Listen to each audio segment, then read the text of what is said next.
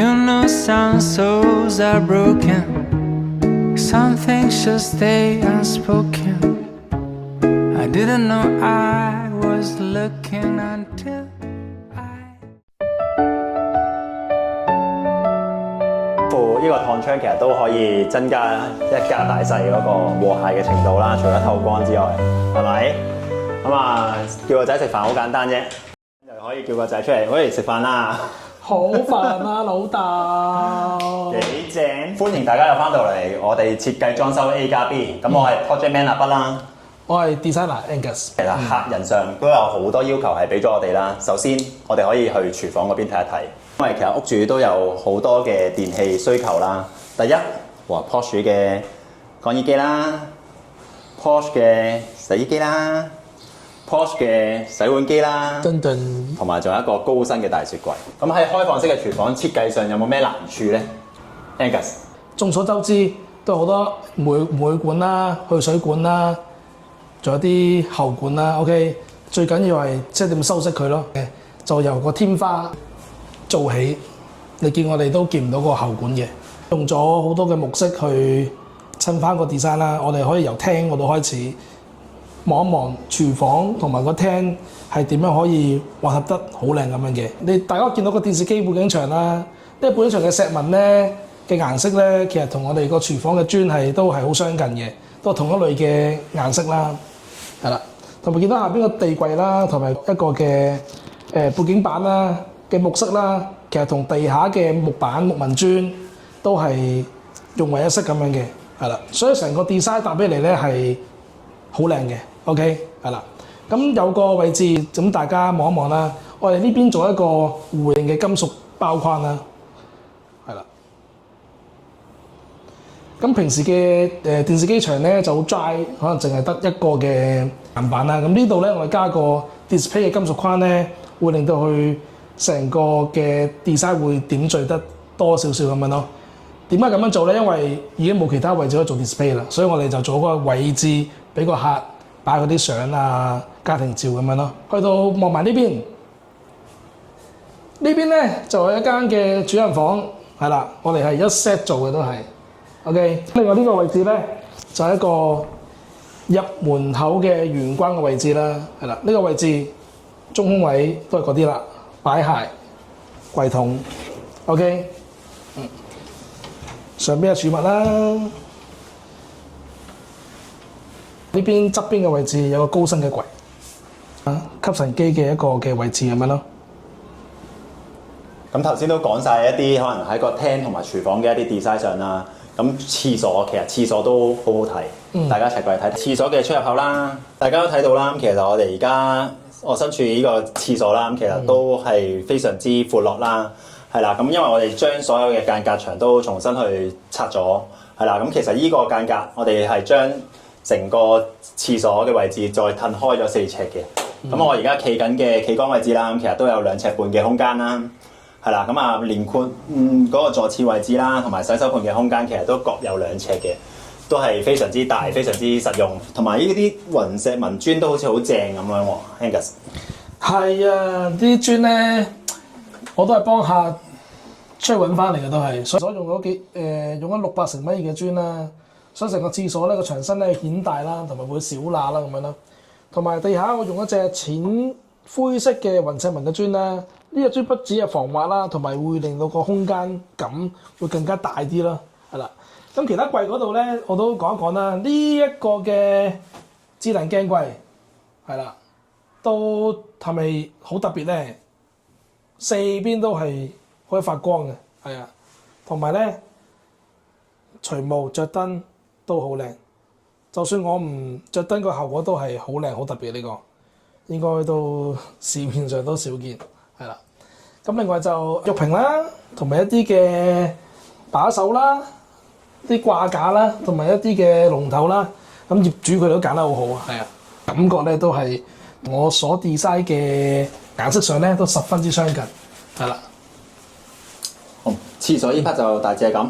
咁而家帶大家睇埋小朋友房啦，客人要求其實就有一張3尺嘅床啦，最緊要就係一個俾佢平時可以温書、睇書、學習嘅一個地方，有得升降嘅，同埋最緊要啦，因為其實大家都留意到呢個房間本身就冇窗啦，咁我哋喺嗰個規劃上其實都做咗一個燙窗俾佢啦。窗除咗採光作用啦，其實都可以增加呢個小朋友同屋主嘅互動嘅時間啦，係咪？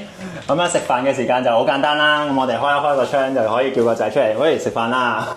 好煩啊，老豆！幾正？呢間房咧就特別細少少，OK。咁我哋擺張3尺床之後咧，就一張嘅2尺半嘅台啦。咁同埋咧，我哋見到個用色上咧係比大廳咧會淺色啲嘅。呢隻又係一隻淺木色嘅胡桃木色，呢隻最淺嘅胡桃木色啦，OK。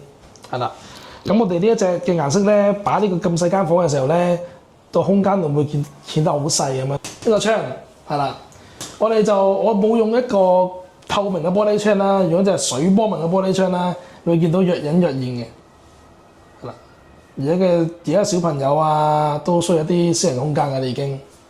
咁另外咧，呢張床有咁大張嘅3尺床，咁我點樣運用喺下邊咧？我打開俾大家睇睇咯喎。呢一個嘅尺寸咧有3尺啦，你見到入邊內籠咧，我係將3個門嘅內籠全部打通晒嘅，篋可以塞5到6隻都可以，係啦。衫可以前掛衫，後邊可以摺衫，係啦，甚至擺書都冇問題。OK， 呢個就佢張床嘅巧妙之處啦。咁另外啦，小朋友啦，佢都有好多嘅公仔啦要擺啦。咁喺樓上咧，你會見到上邊我哋做咗個擺公仔嘅一個櫃啦，開放式嘅櫃啦。你叫我行上去咧都唔會頂頭嘅，同埋行上都好容易嘅。係啦，設計方面咧，我哋要一定要留呢個深度啦，起碼要2.4米先可以做呢個效果嘅。記住2.4米 ，OK。咁我先可以做到床尾啦，轉彎行到上床啦，再上去瞓覺咁樣咯。記住呢個數啊 ，OK。好，小朋友房我講完啦，咁而家我哋就介紹埋個主人房先 ，OK。好，再睇睇我呢幅靚靚背景牆，係啦，呢度暗藏嘅玄關，我哋嘅暗門係啦，帶大家入去望一望。係入到嚟呢間房有啲咩特別咧？首先顏色上，我哋用一隻唔係純白色嘅白色，係啦。咁個空間上咧係顯得好大嘅。OK， 如果我哋用白色嘅話咧就唔係好靚嘅，因為白色咧襯呢一隻嘅胡桃木色咧唔係話咁靚，但係就冇咁搭咁樣咯。所以呢隻白色咧我都好俾心機去揀，係啦，唔係白色嘅白色。OK。